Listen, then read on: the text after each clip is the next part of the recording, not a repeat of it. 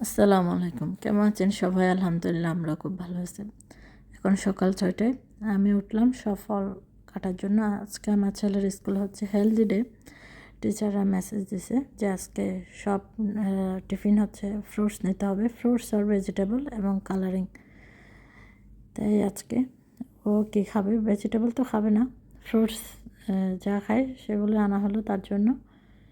যে ওয়াটারমেলন কাটছিলাম আমি, আর এমনি খেতে চায় না, তার মধ্যে যদি বিচি থাকে একদমই খাবে না, তাই আমি বিচিগুলো কেটে ছোট ছোট পিস করছিলাম যাতে ওর খেতে সুবিধা হয়। আর এই ছোট্ট এই তরমুজটা হচ্ছে আপনার বাংলাদেশি টাকায় প্রায় 950 মতো পড়ে এটা। এই যে সকালে উঠে আমি তার টিফিন রেডি করছিলাম, একটু একটু করে সব ফ্রুটস দিচ্ছিলাম যাতে সে খায়। ফ্রুটস তেমন খেতে চায় না, আমটা একটু খাই, তারপর তরমুজ। আর এই যে এখন তো আমের সিজন, এখানে অবশ্যই সারা বছরই আম থাকে, কিন্তু এই সিজনে একটু ভালো পাওয়া যায়।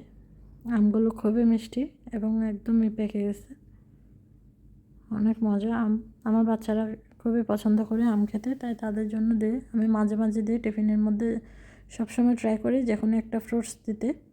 ও আপেলটা নিতে চায়, এই যে স্লাইস করে দিলে খেয়ে নেয় মাছ। এই তো আমি তার টিফিন রেডি করছিলাম আস্তে আস্তে সকালে।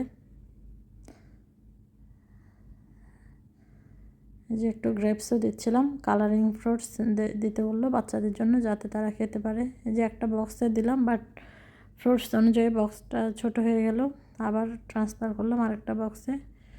এই তো আসলে ভালো লাগে এরকম হেলদি দিলে, টিচারদের কারণে বাচ্চারাও হেলদি টিফিন খেতে পারে। এই তো, ধন্যবাদ সবাইকে আমার ভিডিও দেখার জন্য। আসসালামু আলাইকুম।